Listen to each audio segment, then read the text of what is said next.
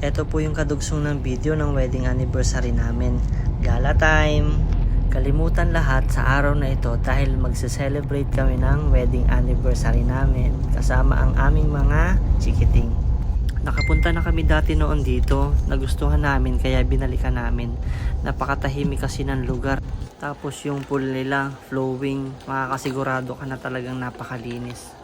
Ayan, si Bunso hindi na mapigilang magtampisaw. Gustong gusto kasi niya sa ganitong mga tubig na malamig. Sa may bandang ibaba naman ng resort, may ilog. Habang nagbi-video kami, meron kaming natanaw na lumilipad na tagak. Napakagandang pagmasdan. Kulang yung isang araw na pag-i-stay namin dito. Sobrang relaxing at syempre sobrang saya dahil anniversary namin ngayon. Walang katapusang ligo at walang katapusang kulitan. Hanggang inabot na kami ng gabi at nung sumapit na yung gabi, mas lumamig yung tubig. Isang araw na naman na hindi malilimutan na kasama ko ang aking asawa at ang aking mga anak.